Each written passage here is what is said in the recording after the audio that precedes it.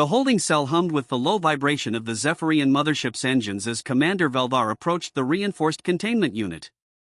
Inside, slumped against the far wall, sat the human prisoner they had captured during the raid on the mining colony of Kepler 442b.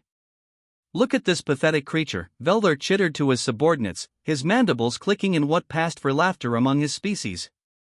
The human appeared small and fragile compared to the towering, chitinous forms of the Zephyrians, with their razor-sharp limbs and compound eyes that reflected the harsh fluorescent lighting.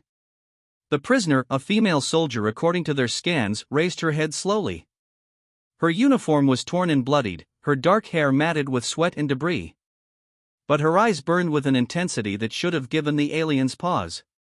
"Sergeant Elena Vasquez, Terran Colonial Defense Force, Service Number 7-7-4-9 Alpha," she stated, her voice hoarse but steady. Subcommander Crixtal joined the mockery, his translator rendering his speech into harsh, mechanical tones. "Such a tiny, soft-bodied thing.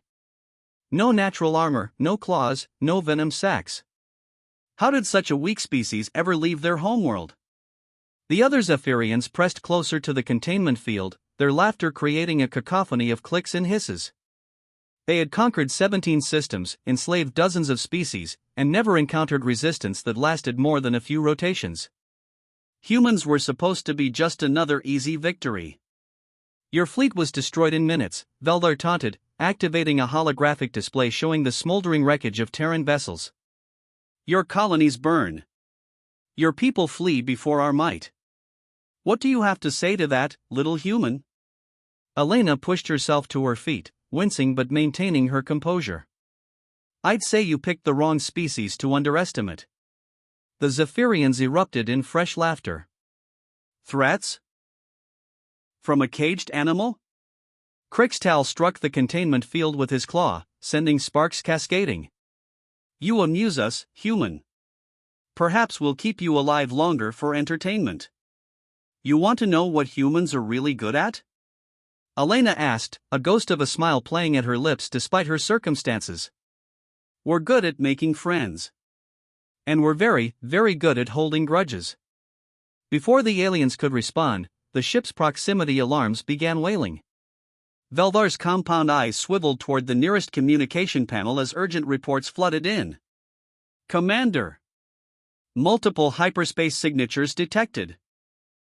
"Impossible," Veldar snarled. "We destroyed their fleet." Elena's smile widened. "That was the Colonial Defense Force. But you see, we humans have this thing called the Soul Accords. Mess with one human, you mess with all of us. And Earth's been making a lot of friends lately." The ship shuddered as the first wave of attacks struck its shields. Through the viewports, the Zephyrians could see an armada unlike anything they had ever faced.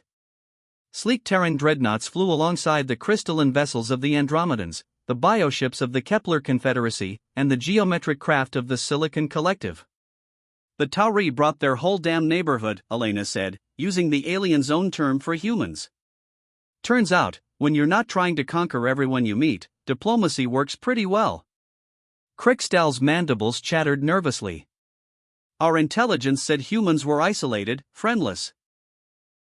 "Your intelligence was wrong," Elena replied as another massive impact rocked the ship. "Humans are social creatures, Commander. We form bonds, alliances, partnerships. We share technology, culture, even our music.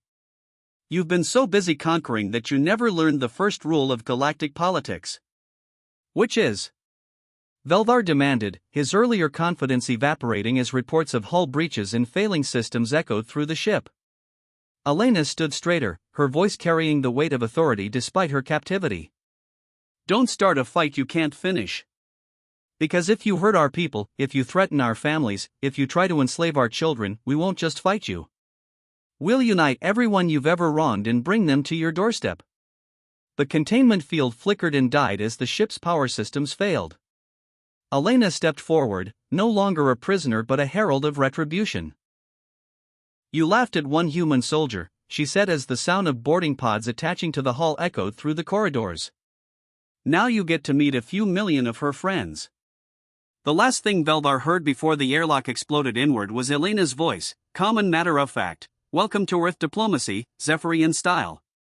In the end, the Zephyrians learned that humanity's greatest weapon wasn't their technology or their numbers, it was their uncanny ability to turn enemies into allies, and to never, ever forget their friends.